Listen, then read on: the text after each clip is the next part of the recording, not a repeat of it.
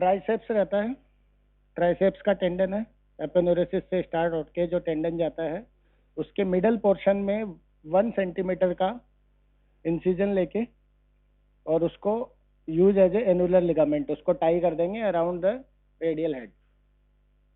ठीक है, तो 3 चीजें हो सकती है, refracture, osteotomies and annular ligament repair, उससे स्टेबिलिटी मिल जाएगी। Okay, the central slip of the triceps is used to reconstruct an annular ligament.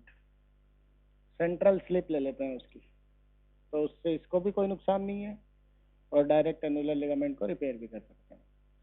या तो फिर फाइबर टेप्स आती हैं, अगर आप सपोज किसी की काफी पुराना है, 1 ईयर पुराना है, तो ट्राइसेप्स में भी इतना स्ट्रेंथ नहीं रहेगा ना, उसकी भी वेस्टिंग हो जाएगी। अब एनुलर लिगामेंट आप उससे रिपेयर करोगे, वो भी इतना स्ट्रांग नहीं रहेगा, तो क्या करोगे? फाइबर टेप ले सकते हो, या तो टेंसर फेशियल आटा से निकाल के ले सकते हो, है ना, उसके सेंट्रल स्लिप निकाल के आप यूज कर सकते हो एज एनुलर लिगामेंट। ठीक है, या फिर अपन जो रिपेयर करते हैं एंकर सूचर, पता है किसी को? एंकर नहीं पता? जिसमें फाइबर वायर और फाइबर टेप्स होती हैं। अब ओस्टियोटोमी कितने टाइप की होती है और कैसे कैसे कर सकते हैं, इसमें है विद डायग्राम, बाद में देखेंगे जब नेक्स्ट टाइम चलेगा ना। एक याद रखना, महताज, कोई महताज था, इंडियन था वो, उसने एक ओस्टियोटोमी बोला था जिसमें विदाउट बोन ग्राफ्ट आप डिफॉर्मिटी को करेक्ट कर सकते हो, है ना। Now come to the Galeazzi fracture. What is Galeazzi fracture? Reverse of Monteggia. हाँ जी, गैलेजीज फ्रैक्चर क्या होता है?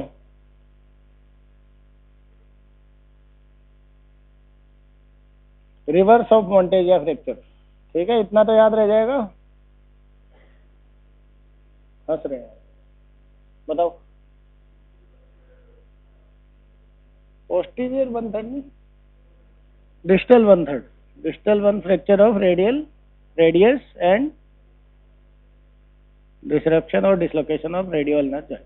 ठीक है, अब बेसिकली क्या होता है, जो वेट ट्रांसफर होता है बॉडी में वो 80% रेडियस करता है और 20% जो है वो अल्ना करता है। ये कैसे होता है? क्योंकि प्रोक्सिमल रेडियो अल्नर जॉइंट होता है और अल्ना ह्यूमरस के साथ भी बनाती है, लेकिन डिस्टली तो बनाती ही नहीं है। डिस्टली तो कार्पल बोन्स के साथ कोई जॉइंट ही नहीं होता है, फिर भी 20% वेट ट्रांसफर होता है। Exactly, because of interosseous membrane, उसके थ्रू वेट ट्रांसफर होता है और बाद में वो टीएफसीसी के थ्रू जाता है। Everyone knows what is TFCC?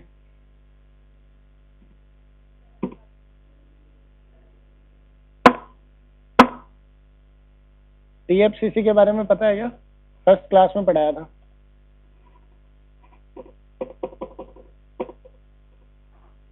आपको तो पता है।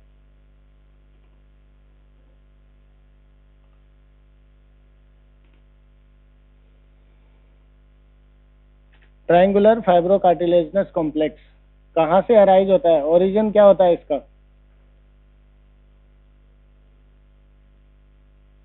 बता दो। कार्पल से नहीं होता है, अल्नर स्टाइलॉइड से होता है ना। डिस्टल अल्ना जो है वो कार्पल बोन के साथ आर्टिकुलेट करती है क्या? हाँ जी, उधर से। तो फिर वे कैसे गया उधर से, कैसे ट्रांसफर हुआ? वो टीएफसीसी के थ्रू ट्रांसफर हुआ ना। इंटरकार्पल लिगामेंट जो रहते हैं ना, उनमें थोड़ा सा अटैचमेंट रहता है। ठीक है, लिगामेंट्स का जो अल्ना से निकलते हैं उनके साथ में। ठीक है, तो what is Galeazzi fracture? Combination of fracture of distal और middle third of the shaft of radius and dislocation और disruption of distal radio ulnar joint. ठीक है, it is a counterpart of Monteggia fracture and dislocation, also known as reverse Monteggia fracture. किसने? Cooper था कोई, 1842 में उसने describe किया था गैलेजीज फ्रैक्चर को। It is a fracture of necessity, इसको फिक्स करना बहुत जरूरी है। क्यों है जरूरी? क्योंकि डिस्टल रेडियो अल्नर जॉइंट जो है वो स्टेबलाइजिंग की तरह काम करता है रिस्ट में, तो इसलिए इसको फिक्स करना बहुत जरूरी है। Now how to examine the distal radio ulnar joint, कि उसमें डिसरप्शन है, डिसलोकेशन है या इंटेक्ट है, कैसे चेक करेंगे?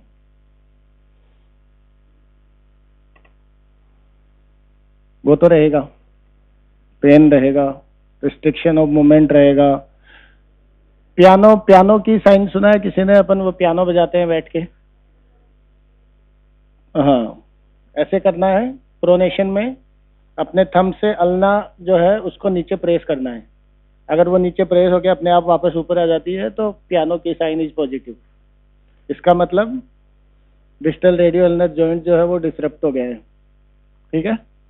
सेकंड क्या है? How to check mobility of distal radio ulnar joint. इस पोजीशन में हाथ को पकड़ना है। सपोज ये किसी का हाथ पकड़ रखा है मैंने।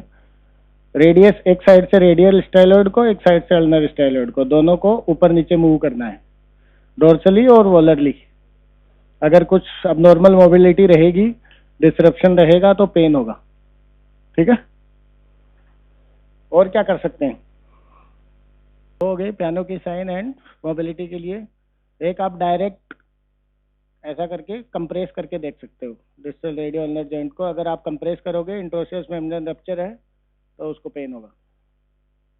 ठीक है। अभी नहीं है ना कुछ, अभी ऐसे कंप्रेस करोगे तो कुछ नहीं होगा।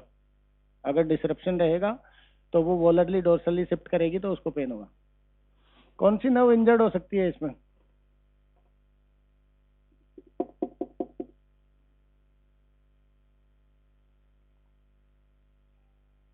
मोन्टेजिया में कौन सी नर्व इंजर्ड हो रही थी? हाँ जी। कल कौन जीता वर्ल्ड कप में?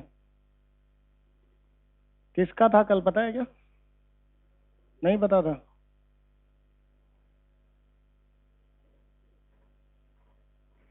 कल क्या ट्रेंड कर रहा था ट्विटर पे? वो भी नहीं पता? हाँ जी, बताओ कौन सी नर्व इंजर्ड होगी मोन्टेजिया फ्रैक्चर में? ठीक है, वो बता दिया इन लोगों ने। गैलेजीज में कौन सी होगी? Anterior interosseous nerve. How to check for anterior interosseous nerve?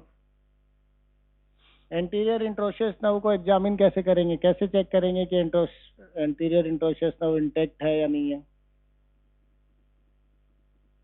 What is this? ये क्या है? Okay sign. अगर एंटीरियर इंट्रोशियस नर्व इंटैक्ट है then okay sign, patient okay sign कर सकता है। अगर नहीं है तो ऐसे रहेगा। क्यों रहेगा? कौन सी दो मसल्स होती हैं?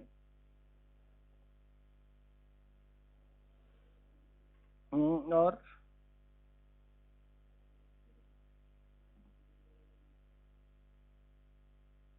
बताना है ना, मुझे भी नहीं पता।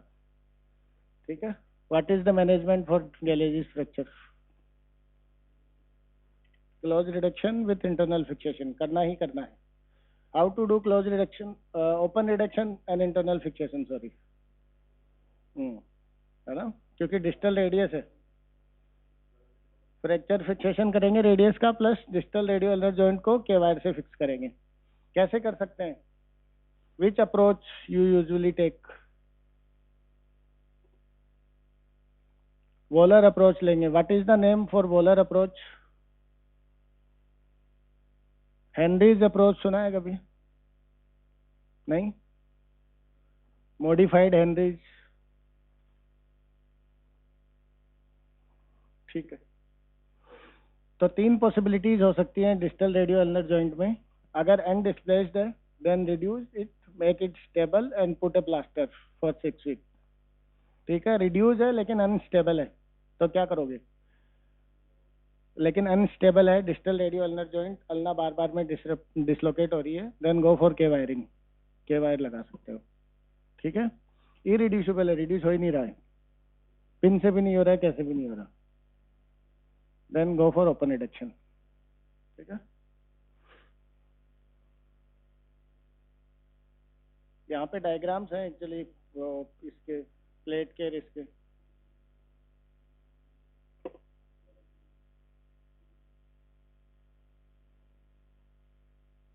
कॉम्प्लिकेशन सेम, ठीक है।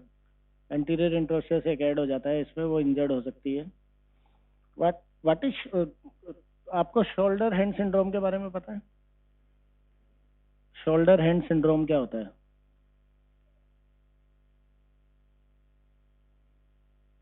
जब डिस्टल एंड रेडियस फ्रैक्चर होता है तो क्या करते हैं? स्लैब लगाते हैं। स्लैब लगाते हैं, फिर उसको स्लिंग देते हैं 6 वीक्स के लिए। 6 वीक के लिए स्लिंग देंगे तो पेशेंट नॉर्मली क्या करते हैं, वो डिस्टल रेडियस और एल्बो के साथ साथ शोल्डर को भी मूव नहीं करते हैं, क्योंकि उनको डर लगता है कि कहीं डिस्प्लेस ना हो जाए। तो शोल्डर में भी स्टिफनेस हो जाती है, उसको शोल्डर हैंड सिंड्रोम बोलते हैं, ठीक है। What is fracture disease? Disease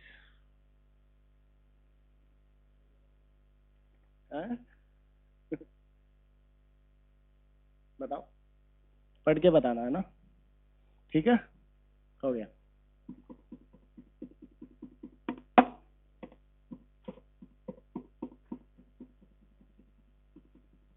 thank you.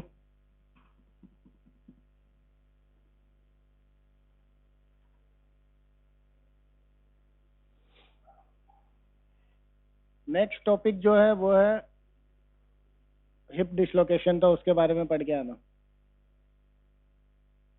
Fracture around the hip and dislocation.